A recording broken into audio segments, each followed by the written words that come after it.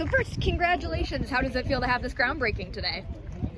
Well, it's been a long road to get here, I guess. So yes, it's kind of exciting to get it all started and kicked off.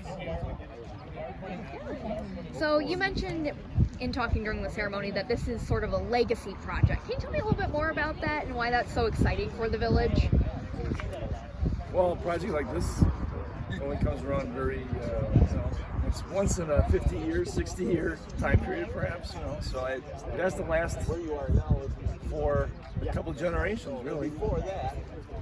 And then you mentioned something about a motto that there was for this project. Can you say what that is and how the city staff came up with that? Well, ultimately, this facility has to be functional and it affects our ability to serve our residents. So we came up with the model of building to serve. And so for those that don't know, what's kind of going to be the layout of this new hall? What all is it going to contain? Well, the biggest component of it is the public works garage that allows for maintenance on our equipment, house all of our equipment, out of the weather. It'll improve our ability to respond to snow events, other emergencies, and increase the life of the equipment. And so will Myron begin construction then here this fall, or are they going to kind of wait until the winter season's over? The construction it's underway. It started with the clearing of the site. There's some more cleanup to be done next week, and then following that, there's going to be additional underground work started on utilities. So from here on, there's going to be about 14 months of construction activity before we're able to occupy the building. So that would place kind of its opening at the end of the fall next year? Somewhere in there, right?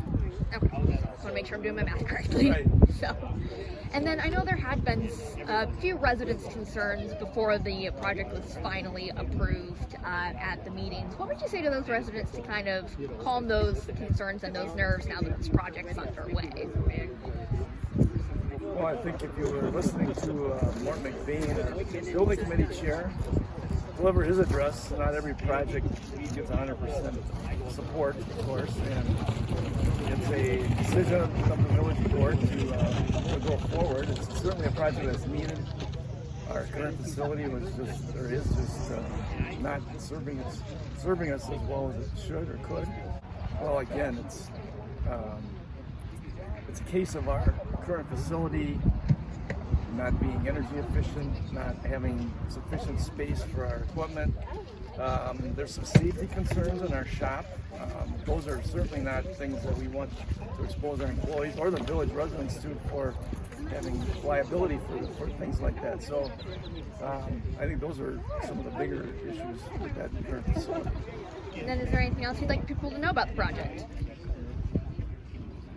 I think we've covered it pretty well. Perfect.